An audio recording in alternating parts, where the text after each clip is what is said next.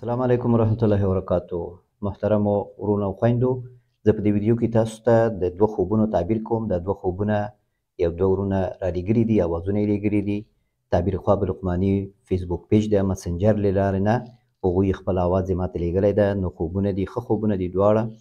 نو اول اورو بیا یې تعبیر کوو انشاءالله. خوب کې چونکې داسې یوه صحنه یې چې زما والد صاحب محترم پلار مې ما ته قرآن شریف راکوي او روجې میاشت دی. قرآن شریف ما ته راکوي، سورت یاسین راته فکر کوم ښه چې دا وایه او دې تلاوت کوه. پلار مې ژوندی دی شکر او بل زمونږ یو خور ده، د هغه خسر هلته ناست دي، په هغه ځای کې هغه هم ناست دي. زما پلار یم قرآن شریف راته راکوي، دې نه قرآن شریف واخلم. روجې میاشت همدغه صحنه کې چې داسې ووځم، تنور یې ډېرې غټې غټې ډوډۍ پکې، هلته یو ډوډۍ را واخلم په 10 افغانۍ باندې، ډېره غټه ډوډۍ هغه را واخلم، ترکاري پخه را واخلم د پلار دپاره.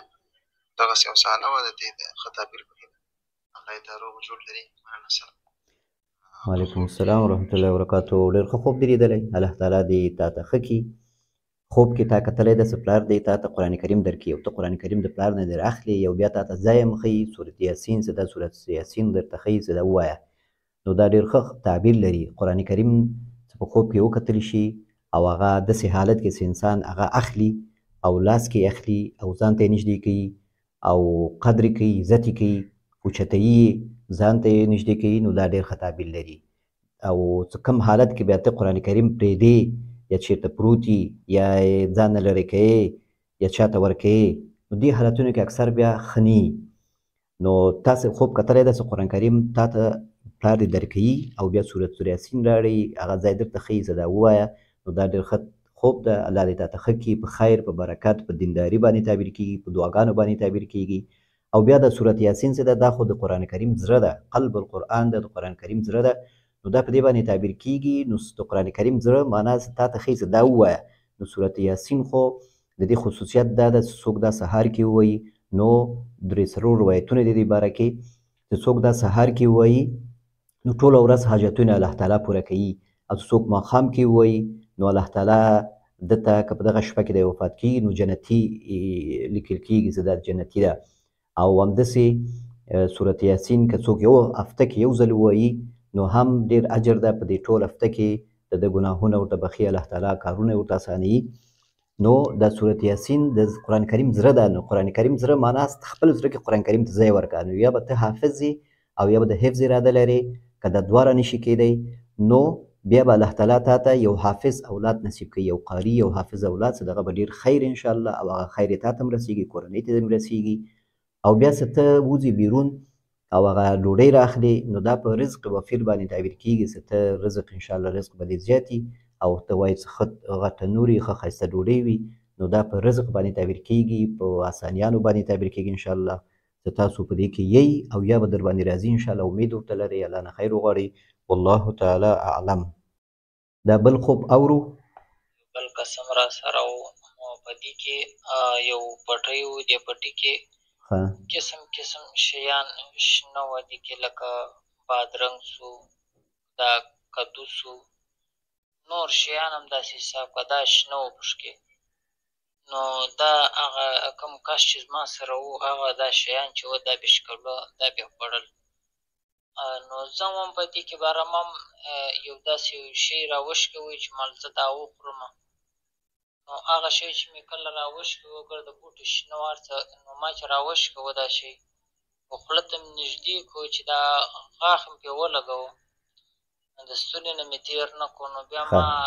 ځان سره هغه وخت کې دا فکر وکړو چې دا خو چې زه کله خورم دا شی خو ما ته حرام دی، نو د دې مالک نسته، نو دا څنګه ما دغه د بې اجازې نه دا شی وشکوه او ما وڅکئ. برته مې همداسې وغورځوی، هغه ناړې مې هم پسې تو کړې، هېڅ خوند مې محسوس نه کوي. مالدا زه نه شم خوړی، د دې مالک نشته، دا ما ته حرام دی. په دې کې بیا زه ویښ شوم. نو ډېر ښه خوب دې لیدلی، الله تعالی دې تا ته ښه کړي. ته وایې چې یو بل کس در سره ده او روان یې پټۍ راځي په هغه کې بیا پټي راځي او په هغه کې بیا د ترکاري وي بادرنګ او هر شی او بیا دغه نه غش کوي او بیا تمش کوي خوري نو بیا ته متوجه کېږي نو معنا داسې کم ستا ملګري دي او هغوی اهل نه دي لکه صحیح ملګري دي نه دي دینداره نه دي صادق نه دي رښتیني ملګري نه دي د هغو په ملګرتیا کې تا ته کله کله څه شیانو کې ته واقع کېږي چې بیا وروسته ته متوجه کېږي نو ښه خبره دا ده چې ملګري داسې ملګري وساتئ داسې ملګرو سره او داسې ځان ته ملګري انتخاب کړي چې هغه نیک خلک وي اهل خلک وي صادق خلک وي رښتیني ملګري وي چې د هغو په وجه باندې تا ته ښه کارونه هغه الله تعالی توفیق درکړي او تا ته اسان شي او د هغو نه ښه شی زده کړي نو داسې ته وایې چې دا د ملګري په وجه باندې چې هغه وخوري نو ته هم وخوري بیا وروسته متوجه کېږي معنا ده چې که یو خطایي یو مشکل یو ګناه یو خطایي تا نه کېږي انشاءالله نو ته بیرته متوجه کېږي الله تعالی تا ته توفیق درکړی ده او درکوي او بیرته متوجه کېږي او الله تعالی ته د یو حرام کار نه ساتي د یو ګناه نه دې ساتي انشاءالله په دې خوب کې ته وایې چې بیرته شیان زه وګرځوم په خوند باندې مې ته پوه نه شي بیرته وګرځوې او دې لپاره چې د اجازه دې نه ده اخیستی نو معنا داسې ته محتاط کار یې د حقوق العباد کې کوشش کوي چې د چا حق ونه خوري نو دا ډېر ښه صفت ده الله تعالی دې نور هم دا صفت تا کې زیات کړي ولا دې توفیق درکړي او د خوب تعبیر د همدغه شو چې الله تعالی تا د یو حرام کار نه ساتي ته به د نیک خرابو ملګرو نه او بیکاره ملګرو نه به ځان ساتي الله تعالی انشاءالله تا ته توفیق درکړي د نیکو کارونو او چې کوم شی تا نه شوي دي نو هغه کې ته بخشش وغواړه الله نه متوجه شي انشاءالله الله تعالی تا ته معافي کوي او نور آینده د نیکو ملګرو سره وګرځه انشاءالله دې کې به دې خیري والله تعالی اعلم نو دا د دوو خوبونو تعبیر دا ورونه څه دا خوبونه یې مخکې ماته لېږلي وو نو دلته پېښور پاکستان کې د سیاسي حالاتو په وجه باندې نت کار نه کوو نت بند کړی حکومت نو ما نشو کولی چې دوی اوازونه زه واورم او د دوی مسیجونه یې رور ورکوو او خطا کېده نه پلی کېده اواز یې ماته نه راته نو هغه مې نن بیا وشو او وامې اورېده او دوی به انتظار یي مخکې یو څو مخکینی ویډیو مې څه نشر کړه په هغه کې د دوی خوبونه هغه وخت لیږل شوی خو دا چون واورېدل شو نو دې په وجه باندې دا پاتې شو نو اوس خوبونه یې تعبیر شو الله دې وکړي چې دوی خپل خوبونه اورېدلي او تشویش شرفه شوي او ښه خوبونه وه الحمدلله او باقي ستاسو که خوب وي خوب هم لیدلی وي نو تاسو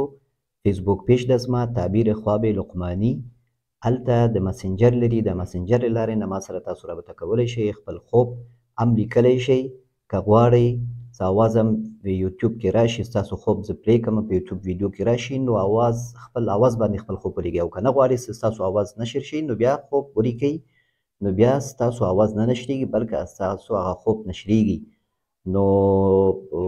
که چینل کې تاسو نوي یاست نو کوشش وکړئ چینل سبسکرایب کړئ